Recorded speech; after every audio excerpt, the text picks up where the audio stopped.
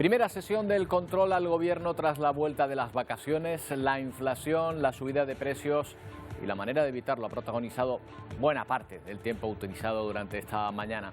El presidente del gobierno defiende las medidas que ha tomado hasta ahora su gobierno.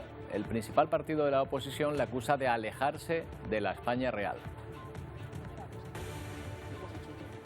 ¿Qué tal? Buenas tardes. Después del verano más caluroso y más seco de los últimos años, la llegada de las lluvias se espera como un alivio para los sofocos y sobre todo para las reservas hídricas de todo el país.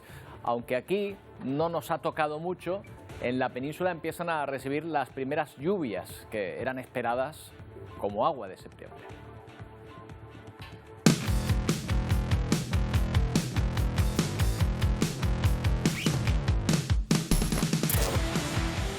Que es en este mes cuando están llegando, pero esta borrasca en la península no va a servir para solucionar el problema de sequía por sí sola. Harán falta muchas más, aunque espera que la lluvia llegue de forma ordenada para rellenar los mermadísimos embalses y pantanos en todo el país. Algunos dicen que tenemos que empezar a acostumbrarnos a que el cambio climático nos va a convertir en un país seco y a gestionar nuestros recursos hídricos de otra manera.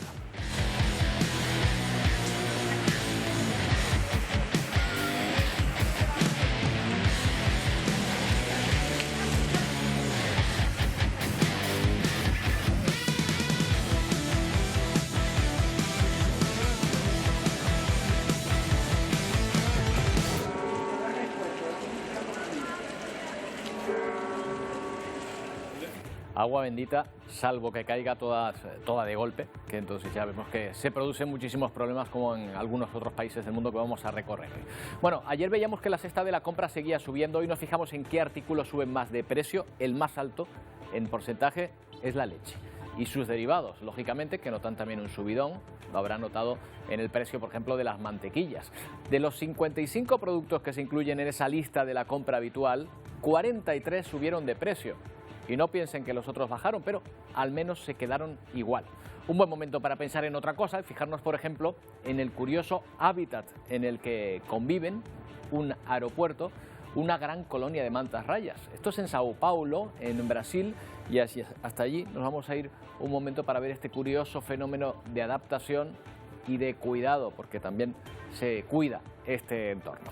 Bueno, y vamos a ver también cómo está la situación ahora en Londres, donde a esta hora se traslada el féretro de la reina Isabel II desde el Palacio de Buckingham al Parlamento británico, donde la sociedad, los ciudadanos que quieran acercarse podrán darle un último adiós. Claro, son tantos que ha habido que establecer sistemas de control para la multitud que se está agolpando en esta zona. Antes el obispo de Canterbury celebrará una misa y tras terminar durante 4 días pues se podrá pasar delante de ese féretro a modo de despedida para los ciudadanos hasta que se lleve a cabo el funeral, que será, recuérdenlo, el próximo lunes.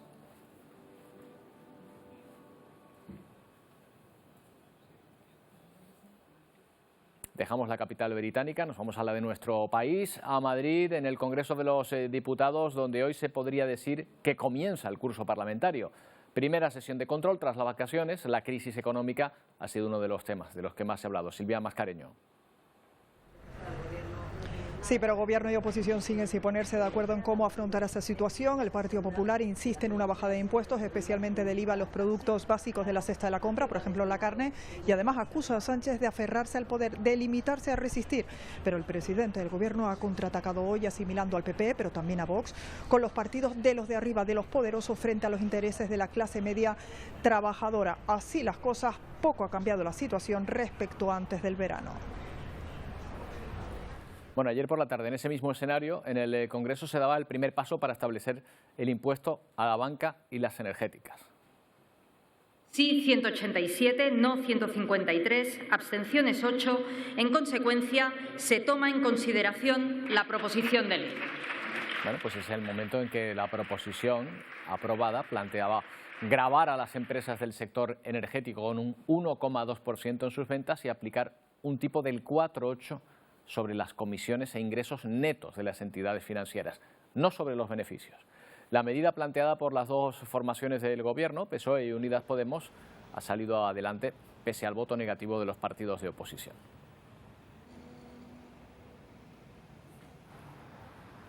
Y los ejecutivos de toda Europa, la Unión Europea misma, debaten qué medidas tomar ante un invierno que se presenta con grandes incertidumbres para los países más fríos. Alemania, Reino Unido, Francia, Bélgica o incluso Italia se preparan para restricciones de gas y electricidad. Y claro, con una inflación disparada, el descontento aumenta en la calle. Esto es Viena, donde cerca de 3.000 manifestantes salieron a protestar contra el aumento de los precios de la energía y el alto costo de la vida. Muchos incluso exigían el fin de las sanciones a Rusia y condenaban las acciones de la OTAN, dirigidas, según ellos, por Estados Unidos y que no han hecho más que empeorar la situación de seguridad en el continente. Protestas similares también en Francia, Alemania, la República Checa, y eso que el invierno todavía no ha llegado. Bueno, otra imagen, ahí la tienen, que refleja la preocupación que existe por lo que está por venir. Esto es Atenas. La población ha comenzado a recolectar leña para poder abastecerse durante los próximos meses. En este caso, los vecinos han llegado a recoger 20 toneladas de madera que previamente había sido recogida en un bosque principal que se ha destinado precisamente para este fin. Ellos podían ir allí y recogerla. El elevado precio de la energía les podría dar un buen susto, por lo que para evitar esas elevadas facturas buscan alternativas como esta, el de la leña, para calentar los hogares.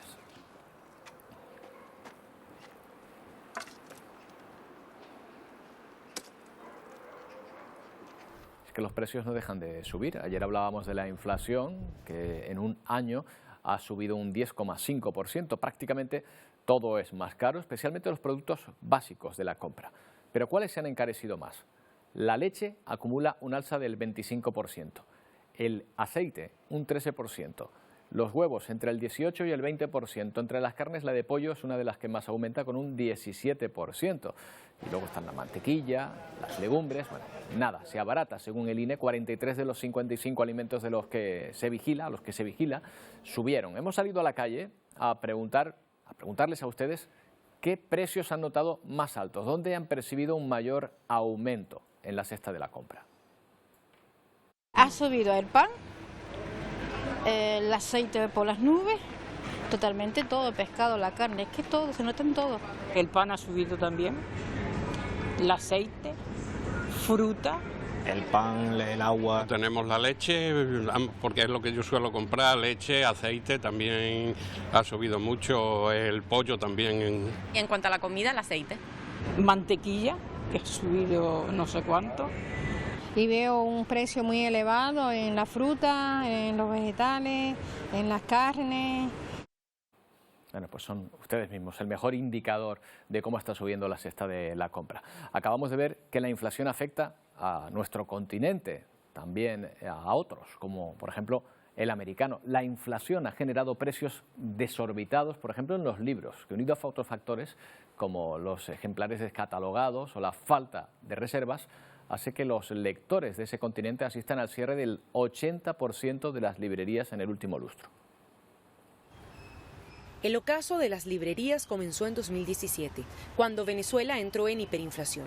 La pandemia de coronavirus vino a ensombrecer aún más el panorama. Muchos dueños de estas grandes cadenas de librerías mencionan que un 80% de las librerías han cerrado en los últimos 5 años.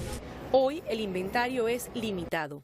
Por ende, cuando uno asiste a una librería en Venezuela, se consigue con una oferta desactualizada, con libros que son viejos. Aquí tenemos más bien como reventa cambalaches de libros, y cuando muy de vez en cuando llega así un libro actualizado, cuesta un ojo de la cara. Allá en esa esquina quedaba Librería Lugar Común, una de las más importantes de Venezuela. Ahorita es una farmacia. Un país sin librería es una tragedia. No en vano, la emigración provocó que el círculo de lectores al que Santana acostumbraba a ofrecer novedades se redujera de 60 a 20 personas en los últimos 5 años.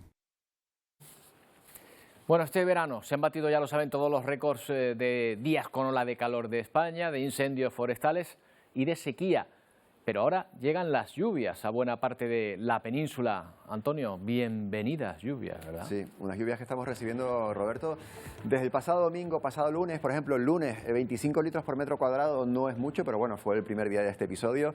En Galicia, ya decíamos que venían desde el oeste, ¿no? A nivel estatal, porque a Canarias no han llegado todavía. A Canarias poquito ha llegado, la verdad. De hecho, no ha llegado nada procedente de la borrasca ex Daniel. Algunas precipitaciones en Canarias, eso que siempre ocurre en las caras norte de las islas, que enseguida veremos esos datos. Bueno, 25 litros por metro cuadrado, te decía, en Galicia el lunes.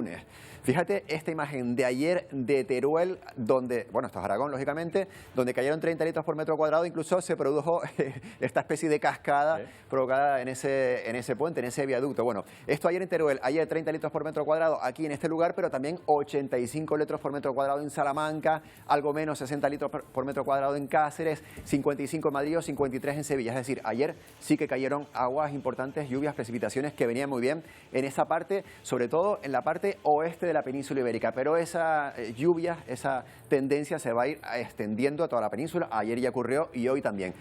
Hoy, a esta hora, ya han caído más de 30 litros por metro cuadrado en puntos ya más orientales. Por tanto, prácticamente toda la península, también las Islas Baleares. De hecho, para mañana las Islas Baleares están en avisos por lluvias. Hoy también tenemos avisos por lluvia y por tormenta en zonas del Pirineo, Catalán y Aragonés y también en la Comunidad Valenciana. Así que esto va a seguir. Ya se supone, la previsión dice que el viernes ex Daniel, como se conoce a esta borrasca, dejará sus últimos coletazos en la península ibérica y también en las Islas Baleares. Bueno, vamos a ver lo que ha sido la evolución de esas nubes precisamente allí en la península durante estas últimas horas. Esto es el día de hoy, fíjate que Canarias estamos libres, pero esas nubes que vemos ahí sobre la península y que van de oeste a este, efectivamente, son las que han ido provocando estas lluvias. Y como decíamos, Roberto, nos venimos ya a la situación que tenemos con los embalses, Roberto, porque ha llovido esto, ex Daniel, ¿esas aguas son suficientes para recuperar el déficit hídrico? Evidentemente todavía no. Hace falta como llegar muchas borrascas todavía. Claro, hace falta, como tú decías antes, un carrusel de borrascas que llegue, pero bueno, mejor que caiga agua que no caiga. No ocurría una borrasca con estas precipitaciones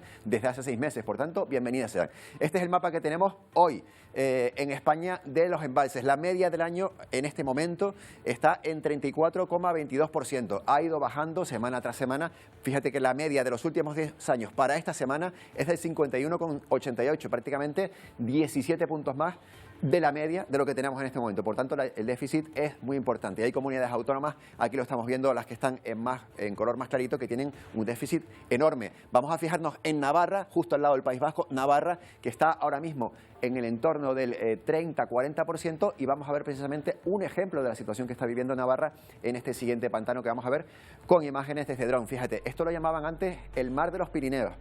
Solía estar a una media en los últimos 10 años por encima del 36%, ahora está en el 16%.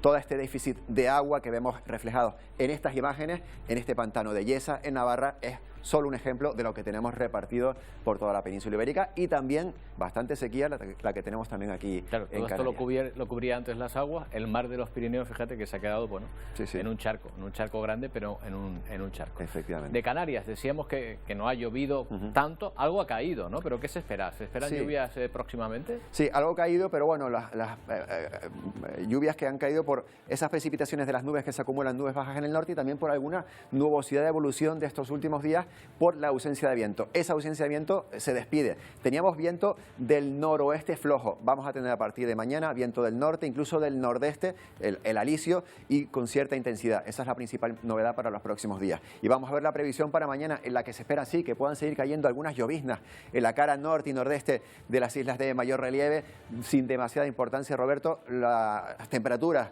van a seguir estando esas máximas entre 25 grados y 31. Fíjate como las capitales, sobre todo en Santa Cruz de Tenerife, también en San Sebastián de la Gomera y en Arrecife, hace un par de días estamos en máximas de 30-31. Baja un poco también esas máximas. El episodio más caluroso de esta semana fue el lunes, ya estamos a miércoles. Mañana jueves se espera una máxima, por ejemplo, en Santa Cruz de Tenerife de 28 grados, 27 grados en Las Palmas de Gran Canaria, y ese viento, como te decía, ese régimen que vuelve a ser de norte-nordeste para los próximos días. Por tanto, cierta estabilidad lo que se espera para esta época del año, para los próximos días aquí en Canarias.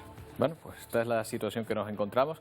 Nos vamos algo más lejos porque tenemos que estar pendientes también de un tifón. O sea, Sí. que si es un tifón, estamos hablando de Asia, ¿no? Si no Exacto. es un huracán.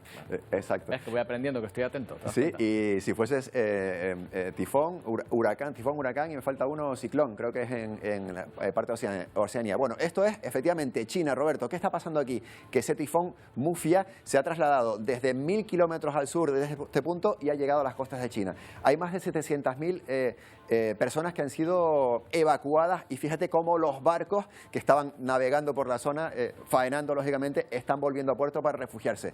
A esta hora ya ese tifón tiene que haber tocado tierra en China, por lo tanto la situación ahora es de preocupación. Estas son imágenes previas, por supuesto, de la llegada de ese tifón.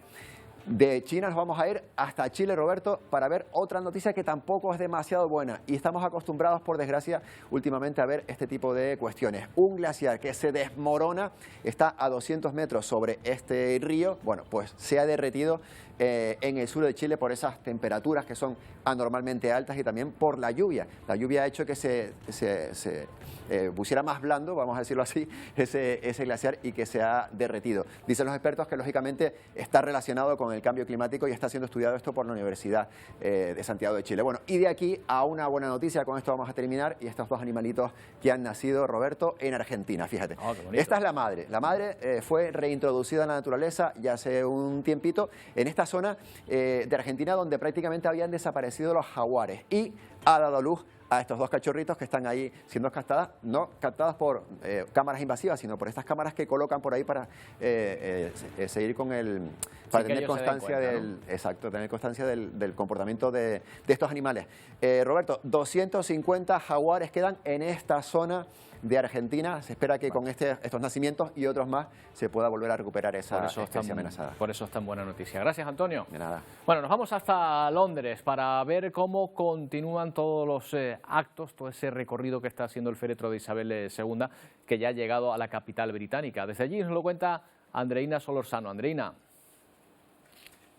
El último gran viaje de la reina Isabel II la trajo de regreso a casa, a Londres, en donde cientos de personas desafiando la lluvia esperaron el paso de su féretro con las luces de sus celulares encendidas en una escena que fue bastante emocionante y conmovedora. Hoy el cuerpo va a ser trasladado desde el Palacio de Buckingham a Westminster Hall, que es uno de los edificios del Palacio de Westminster que podemos ver detrás de nosotros. Es el edificio más antiguo y donde reposan algunas de las instituciones más importantes del gobierno británico. Está el Parlamento, están las altas cortes y hay oficinas gubernamentales. Y eso es muy importante, que sea en Westminster Hall, en donde estará en cámara ardiente, porque desde el siglo XVIII la monarquía británica ha tenido como algo muy importante el hecho de hacerse visible, que el pueblo pueda tener de alguna manera cercanía, y que esté en el edificio donde funciona el Parlamento es un símbolo de democracia, de apertura, y esa es precisamente la idea de estos eventos y estas ceremonias fúnebres con tanto acceso para las personas. Será 38 minutos los que durará el cortejo que lleve el cuerpo de la monarca desde Buckingham hasta este complejo palaciego. El ataúd va a ser transportado en un carruaje que será llevado por caballos. Recordemos lo importante que era para la reina los caballos, era una de sus grandes pasiones, y va a estar encabezado este cortejo fúnebre por el rey, por Carlos III, por sus hijos, por William y Harry, y será muy difícil no recordar la escena del funeral de la princesa Diana, cuando William y Harry eran solo unos niños de 15 y 13 años y estaban acompañados por su padre detrás del féretro de Diana. Así que lo que se vivirá hoy acá será otro día para la historia. Me despido desde Londres, Andreina Solórzano, para Televisión Canaria. Gracias, Andreina. Bueno, pues vamos a ver cómo está la situación en directo precisamente allí en el Palacio de Buckingham, donde se siguen acumulando muchísimos ciudadanos en ese desfile. Ahora estamos viendo a parte de la Guardia Real, que ahora también está desfilando en este punto, y otros cuerpos del ejército. Ya decimos que son miles los ciudadanos que se concentran, hasta el punto de que muchos de ellos han tenido que buscar pasar varios controles de acceso. En algunos casos se les va a instalar una pulsera identificativa, una pulsera para que puedan de alguna manera ser controladas las miles de personas que van a pasar por este punto. Las colas para visitar el féretro de la reina podrían llegar a superar los 5 kilómetros de distancia. Y claro, las autoridades se preocupan porque esa espera podría tardar más de 24 horas. Imagínense, 24 horas en la cola. El próximo lunes se celebrará ese funeral de Estado en la abadía de Westminster y posteriormente la monarca será enterrada junto a su padre en la capilla familiar en el castillo de Windsor.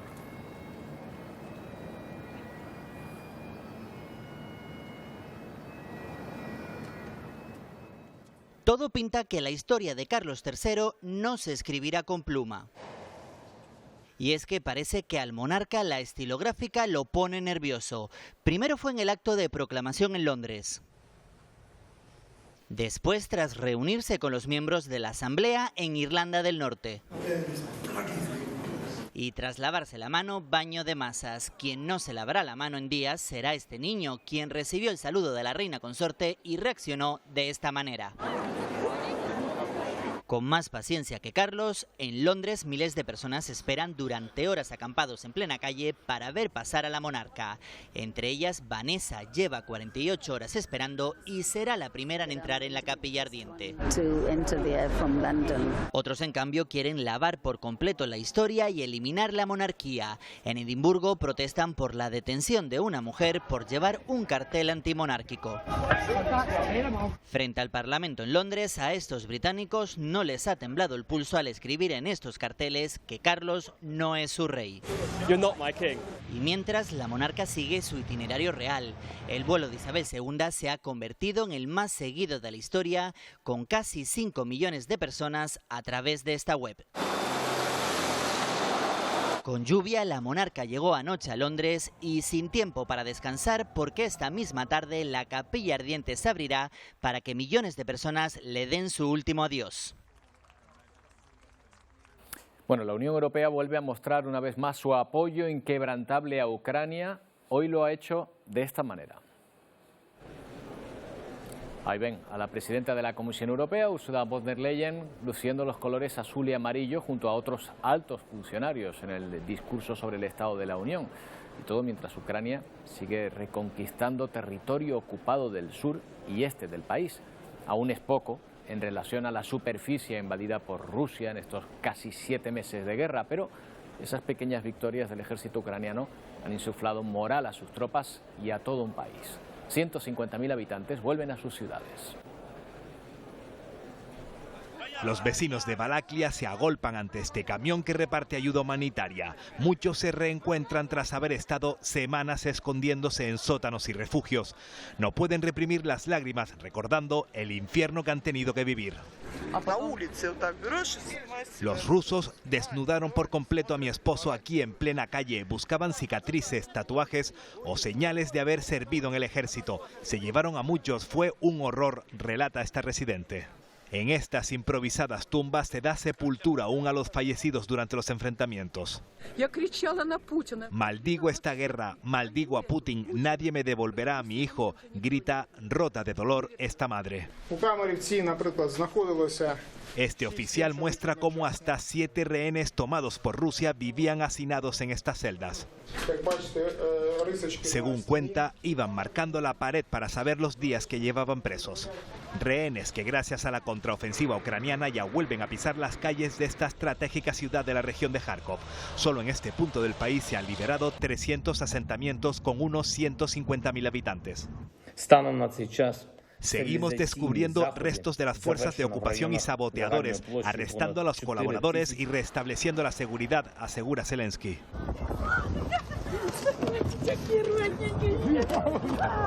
Y mientras las familias se vuelven a reunir en las aldeas recuperadas, como esta madre y su hijo, mientras Ucrania sigue izando de nuevo sus banderas, quemando las rusas y borrando toda huella del país invasor, Rusia no permite que se critiquen sus reveses militares. Un tribunal ruso disolverá el Consejo de Políticos que pidieron la destitución del presidente Vladimir Putin. Pero desde Europa surgen voces recordando que no conviene confiarse. Una de ellas, la del alto comisionado de la Unión Europea, alto representante de la Unión Europea, el español Josep Borrell, que se niega a lanzar las campanas al vuelo y también habla de la política energética de la Unión Europea, con la que dice estar de acuerdo. Hay la reforma de fondo del sistema de fijación de precios de electricidad. España lo viene pidiendo desde hace un año. Como comisario español estoy muy contento de que finalmente se haya decidido hacer una reforma del sistema eléctrico de manera que el precio del gas no determine en algunos momentos el precio de toda la electricidad. Hay que limitar los precios, pero sobre todo hay que limitar las cantidades y buscar fuentes alternativas para producir electricidad. Pero a Rusia se le acumulan los problemas en el vecindario. Azerbaiyán ha atacado este martes varias localidades fronterizas de Armenia, rompiendo así una vez más el alto el fuego pactado entre ambos países en 2020. Estas dos naciones, antiguas repúblicas de la Unión Soviética, mantienen un conflicto bélico en esta zona tan delicada desde la década de los 80 por la disputa del control de una región que se llama Nagorno-Karabaj, que pertenece a Azerbaiyán, pero donde la población mayoritariamente es armenia, de ahí las tensiones. El martes el ejército azerbaiyano bombardeaba varias localidades armenias, matando a 49 soldados, según las autoridades de este país. Un conflicto que podría tener una gran repercusión a nivel mundial, dado que Armenia cuenta con el apoyo de Rusia y Azerbaiyán con el de Turquía. Ya han llegado imágenes de estos bombardeos.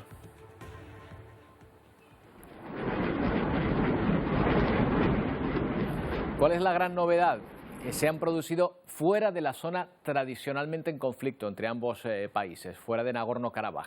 Estados Unidos ha pedido el cese inmediato de las hostilidades, Rusia ha hecho un llamamiento a la calma, las Naciones Unidas se han declarado profundamente preocupadas ante la evolución que pueda tener este conflicto. Azerbaiyán ha dicho que respondió a las provocaciones de Armenia y Armenia confirma, a través de su ministro de Exteriores hoy mismo, que hay riesgo de que estos enfrentamientos acaben en una guerra abierta.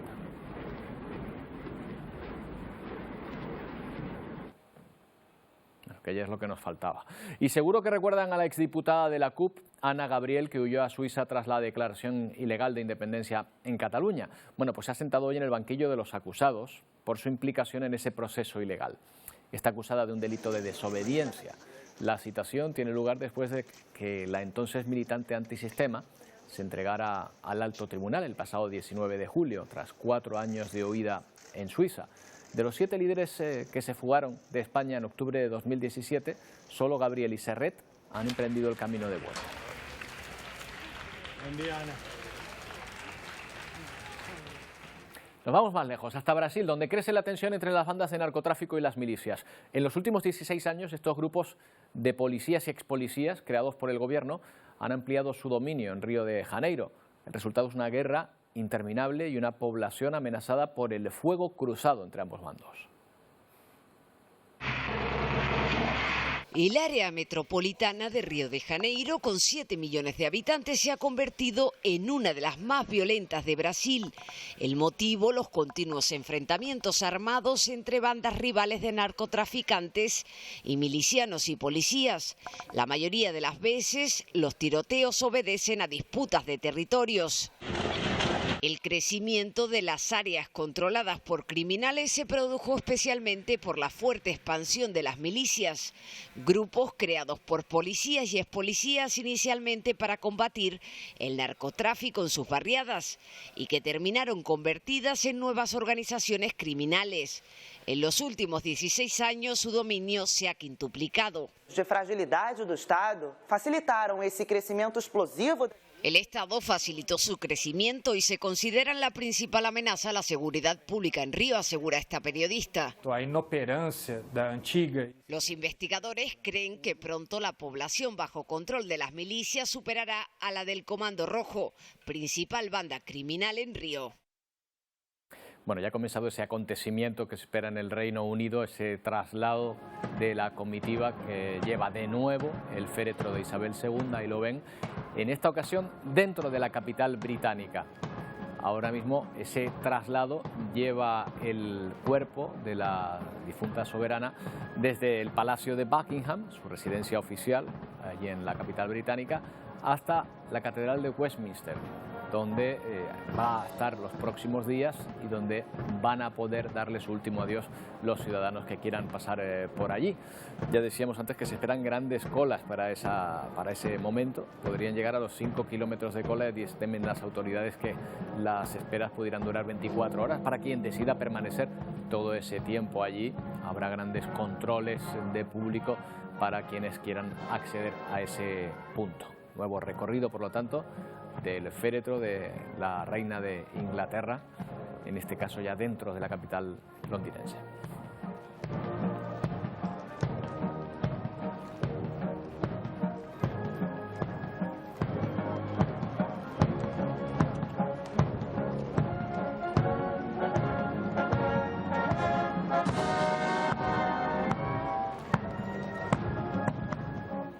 Bueno, estábamos en Brasil y hasta allí volvemos para ver un curioso ecosistema debajo de un aeropuerto.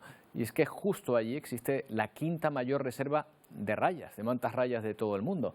Precisamente para mantenerla no se dejan, por ejemplo, navegar barcos por la proximidad de ese aeródromo, lo que ha provocado que resurja esta especie. Nos lo cuenta desde Sao Paulo, Dan Sister. Saludos. Aunque el mar de la gigantesca ciudad de Río de Janeiro tenga problemas de polución, la bahía de Guanabara es la quinta del mundo en diversidad de mantarrayas. Son 7 especies identificadas y la mayor concentración ya registrada fue ubicada cerca al aeropuerto Santos Dumont. Desde lo alto el paisaje impresiona a todos, pero hay bellezas naturales bajo el agua que pocos conocen. Por motivos de seguridad, las embarcaciones tienen prohibido navegar cerca a la pista. Gracias a esta protección, el lugar se convirtió en un paraíso de este famoso pescado cartilaginoso. Durante un buceo nocturno, un biólogo marino ubicó unas 100 mantarrayas mariposa de casi 3 metros de envergadura. A partir de ahí empezó a grabar otras especies. Según Ricardo Gómez, la mitad del agua de esta bahía se renueva cada 12 días, así que basta cuidarla.